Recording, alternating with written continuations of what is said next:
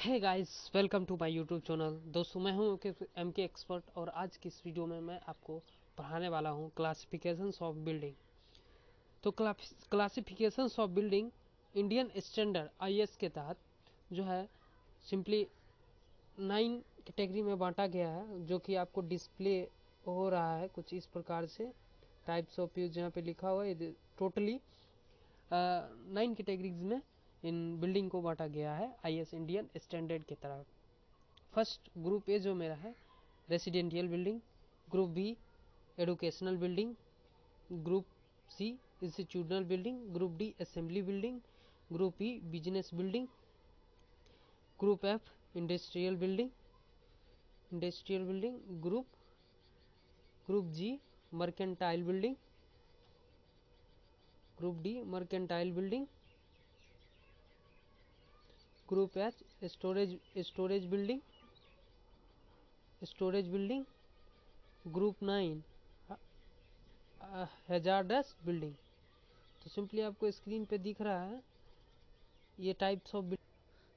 Simply ये हमारा सबसे पहले हमने 9 कैटेगरी देख लिया। अब ग्रुप ए में जो मेरा ग्रुप ए में हम आ गए और ये ग्रुप ए मेरा क्या है रेसिडेंशियल बिल्डिंग।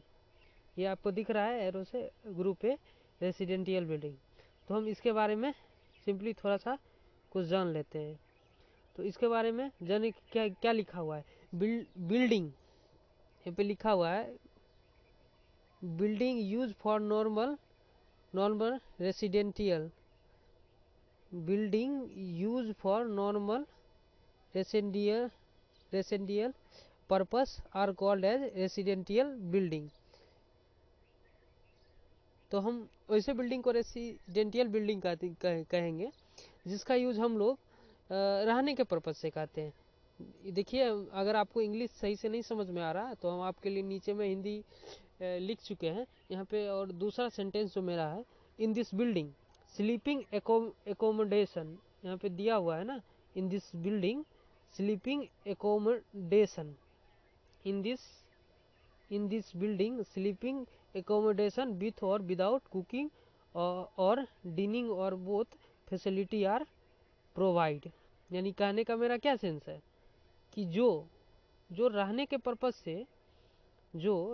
पर्पस से हमारा बिल्डिंग यूज होता है, जो रहने के पर्पस से हम लोग बनाते हैं, उसको हम सिंपली रेसिडेंशियल बिल्डिंग कहते हैं। और यहाँ पे लिखा हुआ है विथ और विदाउट कुकिंग का मतलब ये हुआ कि खाना बनाने की सुविधा हो भी सकती है और नहीं भी हो सकती है।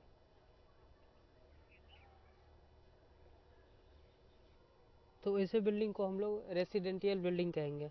अगर रेसिडेंशियल बिल्डिंग को आप लोग लिखना चाहते हैं तो हम इसको थोड़ा सा आपको दिखाते हैं। यहाँ से आप लिख सकते हैं। ये मैं इसको थोड़ा सा छोटा कर देता हूँ। ये types of classifications of building है। मैं इसको 1-2 सेकंड के लिए छोड़ता हूँ। आप जी तक लिख लीजिए, जी के बाद एच और आई तक स्टोरेज बिल्डिंग। उसके बाद जो 9 मेरा है इसको लिख लीजिए। उसके बाद ग्रुप ए हमने रेसिडेंशियल बिल्डिंग के बारे में अभी हमने पढ़ा था और ये मेरा रहा रेसिडेंशियल बिल्डिंग। और इसको हमने 2 सेकंड के लिए छोड़ दिया और वीडियो पॉज करके लिख सकते हैं। और ये अगर आपको इंग्लिश समझ में नहीं आ रहा है तो ये देखो नीचे में हिंदी लिखा हुआ है इसका। तो यहाँ तक हो जाने के बाद अब हम अपने नेक्स्ट पेज की ओर मूव करते हैं और ये हमारा आया buildings of group A. Buildings of group A are further sub division as follow. मतलब ये जो मेरा रेसिडेंशियल बिल्डिंग है, रेसिडेंशियल जो बिल्डिंग है मेरा, इसका सब डिवीजन यानी इसके अंदर भी बहुत सारे ऐसे छोटे छोटे पार्ट्स हैं जिसको हम buildings of group A are further sub division, और इसका सब डिवीजन है। इसमें A1 लोडिंग और rooming house, A2 on the 2 family private house.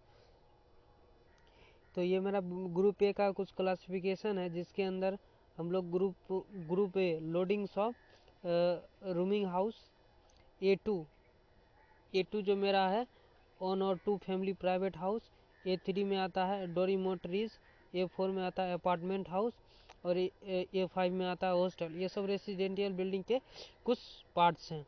और इससे आगे हम देखते हैं अब इसका कुछ कुछ अर्थ है। डोरमेटरी का मतलब क्या हुआ? एक बड़ा कमरा जिसमें बहुत छोटा छोटा बेड लगा होता है। एग्जाम्पल के लिए कि अगर आप कहीं एग्ज़ाम देने जाते हैं तो वहाँ पे क्या होता है कि एक रूम रहता है और उसमें बहुत सारे छोटे छोटे बेड्स लगे होते हैं।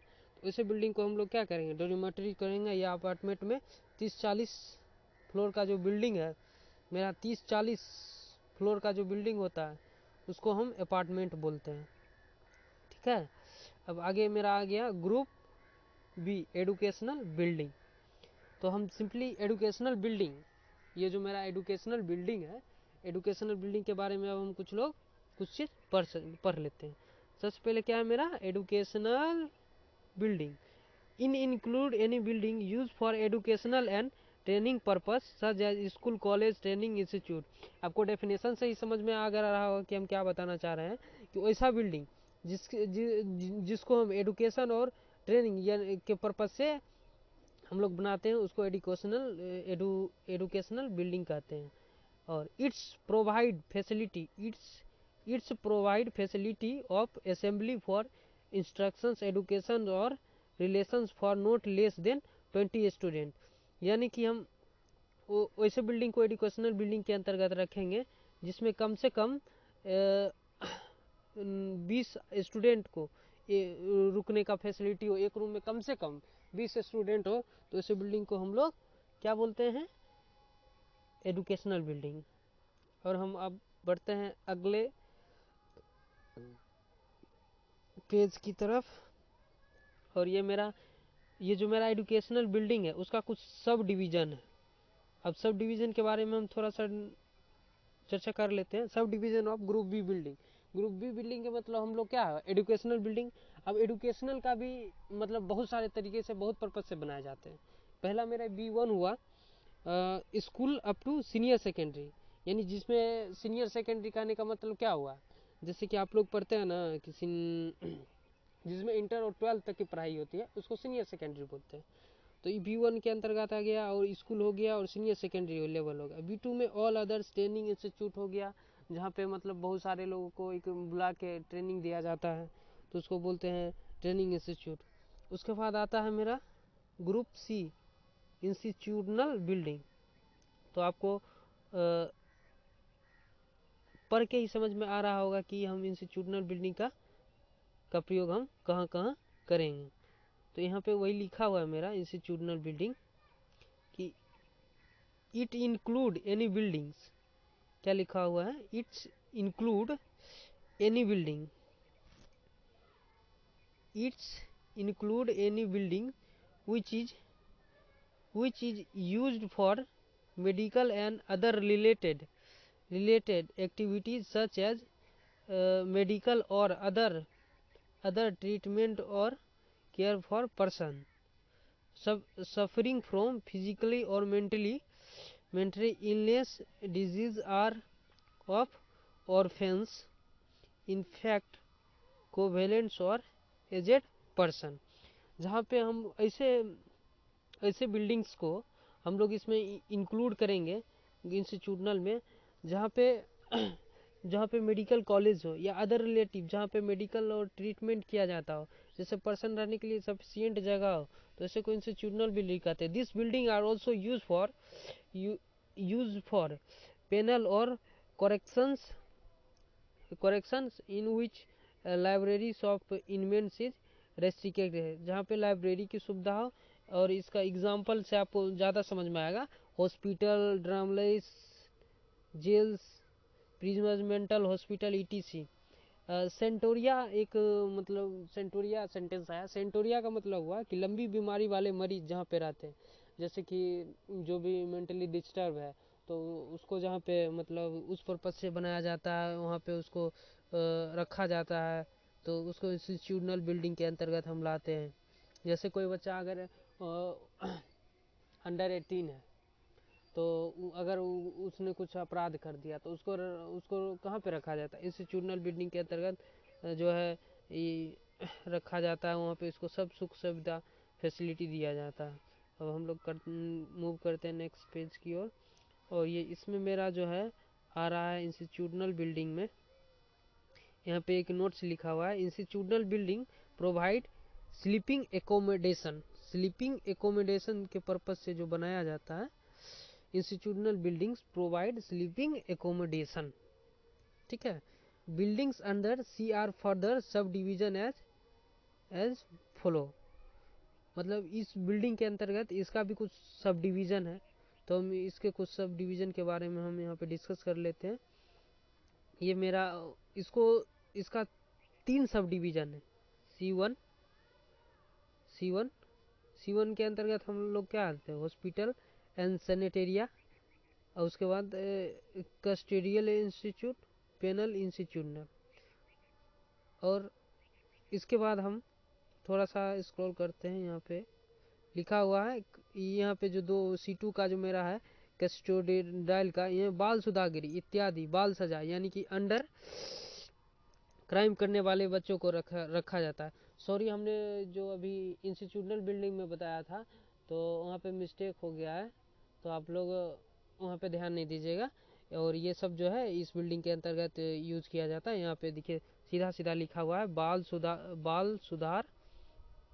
बाल सुधागिरी इत्यादि बाल सजा, यानी कि अंडर में मेंटल हॉस्पिटल क्राइम करने के बाद बच्चे को रखा जाता है। हाँ, तो उसको भी ऐसे ला सकते हैं, कोई दिक्कत नहीं है। और पेनल का मतलब होता है जेल, जहाँ लंबे समय तक बच्चों को रखा जाता है, उसको पेनल हम लोग बोलते हैं। तो अब हम चलिए नेक्स्ट पेज की ओर मूव करते हैं। ये मेरा 5वां हो गया। ये कुछ एग्जाम्पल्स हैं, तो हम यहीं तक रहने देते हैं। इसके आगे हम नेक्स्ट वीडियो में डिस्कस कर लेते हैं। ग्रुप डी तक असेंबली बिल्डिंग, यहाँ पे ग्रुप डी जो है मेरा असेंबली बिल्डिंग से हम लोग आगे कंटिन्यू करेंगे। तब तक के लिए धन्यवाद। आई होप आपको छोटी सी वीडियो अच्छी लगी होगी। अगर आपको अच्छी लगी होगी तो लाइक और चैनल को सब्सक्राइब ज़रूर करें। Thank you.